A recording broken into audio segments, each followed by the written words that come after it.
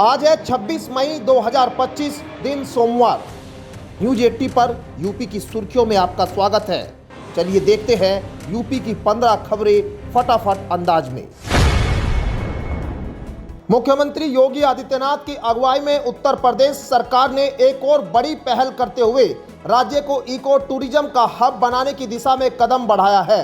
अब टाइगर रिजर्वों के buffer zone में भी पर्यटक मानसून के दौरान जंगल सफारी का आनंद ले सकेंगे। इसके लिए बफर में सफर नाम की नई योजना शुरू की गई है, जिससे न केवल पर्यटन को बढ़ावा मिलेगा बल्कि स्थानीय लोगों को रोजगार भी मिलेगा। पर्यटन विभाग और वन विभाग की इस संयुक्त पहल के तहत प्रदेश के सोहागिरवा, उत्तर खीरी और पीलीभीत में नए जंगल सफारी रूट विकसित किए जा रहे हैं। अब बफर जोन में यह सुविधा लगातार जारी रहेगी। उत्तर प्रदेश में बीते दिनों हुई अचानक तेज आंधी, बारिश, ओलावृष्टि और आकाशीय बिजली ने एक बार फिर यह साफ कर दिया है कि मौसम अब पहले जैसा नहीं रहा। जेठ महीने में जिस तरह की बारिश और वज्रपात हुई, उसने कई लोगों की जान ले ली और बड़ी संख्या में घर, मकानों और फसलों को नुकसान पहुंचाया। सरकारी आंकड़ों के मुताबिक इन आपदाओं में प्रदेश में करीब 3 दर्जन लोगों की जान चली गई है। ये घटनाएं मानसून शुरू होने से पहले की है। बता दें कि ऐसे में योगी सरकार अब इस तरह की आपदाओं से होने वाली हानि को कम से कम करने के लिए पूरी तरह गंभीर है। सरकार का प्रयास है कि लोगों को समय रहते चेतावनी दी जा सके। उत्तर प्रदेश की योगी आदित्यनाथ सरकार अब गांव को डिजिटल रूप से और मजबूत बनाने जा रही है। सरकार की योजना है कि ग्राम पंचायतों को तकनीक से जोड़कर न सिर्फ जन सुविधाएं बेहतर की जाए बल्कि गांव के लोगों को भी नई तकनीकों के इस्तेमाल में दक्ष बनाया जाए। इसी उद्देश्य से प्रदेश में 278 करोड़ रुपए की लागत से एक बड़ी योजना शुरू की जा रही है, जिसमें डिजिटल वर्कफोर्स तैयार की जाएगी और जिला पंचायत रिसोर्स सेंटर तथा पंचायत लर्निंग सेंटर की स्थापना की जाएगी। यह पूरी योजना राष्ट्रीय ग्राम स्वरोजगार अभियान के तहत चल रही है, जिसका मकसद गांव में पारदर्शिता, जवाबदेही और सुशासन को बढ़ाना है। मुख्यमंत्री योगी आदित्यनाथ के निर्देश पर पंचायती राज विभाग ने इसकी विस्तृत कार्य योजना तैयार की है।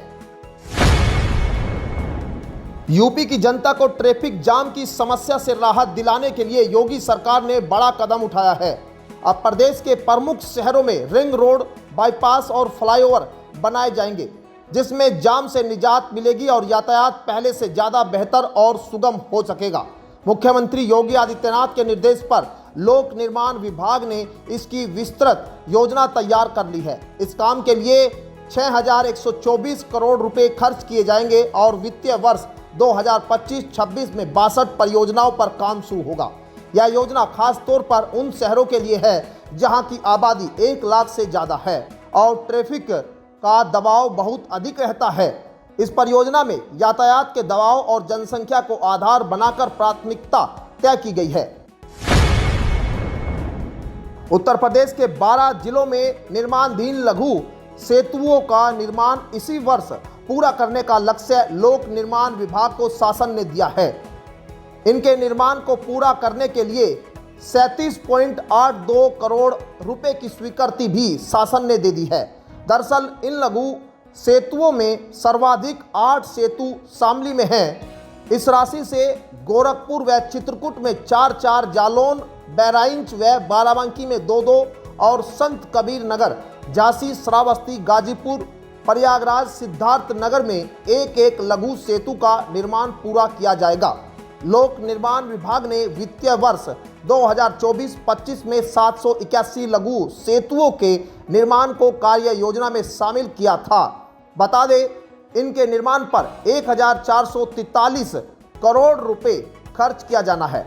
विभागीय मंत्री होने के नाते मुख्यमंत्री योगी आदित्यनाथ ने इसे लेकर लोक निर्माण विभाग के अधिकारियों को फटकार भी लगाई थी। बेटियों के लिए राज्य सरकार और केंद्र सरकार की ओर से कई तरह की योजनाएं चलाई जा रही है। वैसे भी बेटी बचाओ बेटी पढ़ाओ का नारा पूरे देश में गूंज रहा है। केंद्र सरकार की ओर से बेटियों के लिए सुकन्या समृद्धि योजना चलाई जा रही है। इसी तरह उत्तर प्रदेश में योगी सरकार ने बेटियों को आर्थिक रूप से मजबूत बनाने का फैसला किया है। इसके लिए राज्य सरकार ने कन्या सुमंगला योजना शुरू की है। इस योजना में पहले 15,000 रुपये मुहैया कराए जाते थे, अब 25,000 रुपये मुहैया कराए जाते हैं। बता दें कि इस योजना के जरिए प्रदेश में आर्थिक रूप से कमजोर वर्ग की बेटियों के जन्म से लेकर स्नातक तक की पढ़ाई के लिए आर्थिक सहायता दी जाती है। इस योजना के तहत बेटियों को आर्थिक सहायता मुहैया कराई जाती है। इससे बेटी के जन्म होने पर पहली किस्त में 2,000 रुपये दिए जाते हैं। प्रधानमंत्री और मुख्यमंत्री योगी आदित्यनाथ की पहल पर शुरू हुई हर घर नल योजना ने बुंदेलखंड की तस्वीर और तकदीर दोनों बदल दी है। जल जीवन मिशन के तहत गांव-गांव में पहुंचा स्वच्छ पेयजल अब न सिर्फ लोगों के स्वास्थ्य को बेहतर बना रहा है, बल्कि शिक्षा, रोजगार और सामाजिक सोच में भी बड़ा बदलाव ला रहा है। इसकी पुष्टि अब एक वैज्ञानिक अध्ययन ने भी कर दी। बुंदेलखंड विश्वविद्यालय के समाज कार्य विभाग ने राज्य जल एवं स्वच्छता मिशन कार्यालय के आग्रह पर यह अध्ययन किया है। टीम ने बुंदेलखंड के 7 जनपदों बांदा, चित्रकूट, हमीरपुर, झांसी, जालौन, महुआ और ललितपुर के 10-10 गांव में सर्वे कर लोगों की राय जानी कि हर घर नल योजना ने उनके जीवन में क्या बदलाव लाया है। जल्द ही गोरखपुर लिंक एक्सप्रेसवे के खुलने का इंतजार खत्म होने जा रहा है। इसको लेकर बड़ी गुड न्यूज सामने आने जा रही है। गोरखपुर को पूर्वांचल एक्सप्रेसवे से जोड़ने वाला गोरखपुर लिंक एक्सप्रेसवे अब लगभग तैयार हो चुका है। यानी अब बस कुछ ही दिन बाद गोरखपुर लिंक एक्सप्रेसवे पर वाहन फर्राटा भरते हुए दिखाई देंगे। इसके बन जाने से गोरखपुर, अंबेडकर नगर, संत कबीर नगर और आजमगढ़ जिलों को सीधा फायदा होगा। अभी इसे 4 लेन में बनाया गया है, लेकिन आगे चलकर इसे 6 लेन तक किया जा सकता है। इस एक्सप्रेसवे के शुरू होने से गोरखपुर से लखनऊ जाने में अब लगभग 1.5 घंटे बचेंगे, लेकिन गोरखपुर लिंक एक्सप्रेसवे बनने के बाद यह सफर सिर्फ 4 घंटे या उससे भी कम समय में पूरा हो सकेगा। गाजियाबाद के साहिबाबाद औद्योगिक इलाका आने वाले 2 सालों में यूरोपीय शहरों के इंडस्ट्रियल एरिया की तर्ज पर एक मॉडल बन जाएगा। दरअसल उत्तर प्रदेश राज्य औद्योगिक विकास प्राधिकरण ने परियोजना पर काम शुरू कर दिया है, जिसके तहत करीब 100 करोड़ रुपए के बजट से सड़क, पार्क, बिजली, सुंदर सा एंट्री गेट, कूड़ा निस्तारण और ग्रीन बेल्ट जैसे कार्य किए जाएंगे। सबसे ज़्यादा फायदा कड़कड़ मॉडल और झंडापुर मॉडल में रहने वाले हजारों लोगों को मिलेगा। यहाँ के निवासियों को जर्जर और टूटी फूटी सड़कों से मुक्ति मिलने वाली है। यूपी सीडा ने सड़कों के नवीनीकरण का कार्य तेज कर दिया है। पहले चरण में बनेगी 17 सड़कें, फिर इसके बाद 19 सड़कें बनाई जाएगी। पहले फेज में करीब 12 करोड़ रुपए की लागत आनी है। उत्तर प्रदेश के मुख्यमंत्री योगी आदित्यनाथ सोमवार को संत कबीर नगर का दौरा कर रहे हैं। उनका कार्यक्रम तामेश्वर नाथ धाम में आयोजित किया जा रहा है। जिला प्रशासन ने कार्यक्रम की तैयारियां पूरी कर ली। अधिकारी कार्यक्रम स्थल पर डटे हुए हैं। जिलाधिकारी आलोक कुमार, मुख्य विकास अधिकारी जयकेश त्रिपाठी, पुलिस अधीक्षक संदीप कुमार मीना और एडीएम वित्त एवं राजस्व जयप्रकाश ने स्थल का निरीक्षण किया। अधिकारियों ने हेलीपैड से लेकर कार्यक्रम स्थल तक की व्यवस्थाओं की समीक्षा की। कार्यक्रम को सफल बनाने के लिए अधिकारियों को अलग अलग सेक्टर की जिम्मेदारियां सौंपी गई है। जिलाधिकारी आलोक कुमार ने बताया है कि मुख्यमंत्री के आगमन को लेकर सभी तैयारियां पूरी कर ली गई। सूत्रों के अनुसार मुख्यमंत्री योगी जिले के कई विकास परियोजनाओं को सौगात देने जा रहे हैं। यूपी के लखीमपुर जिले में माटी कला योजना के अंतर्गत 10 लाख रुपए का लोन दिया जा रहा है। अगर आप मिट्टी से खिलौने, बर्तन या सजावटी चीजें बनाते हैं, इस काम में या रुचि रखते हैं, तो ये खबर आपके काम की है।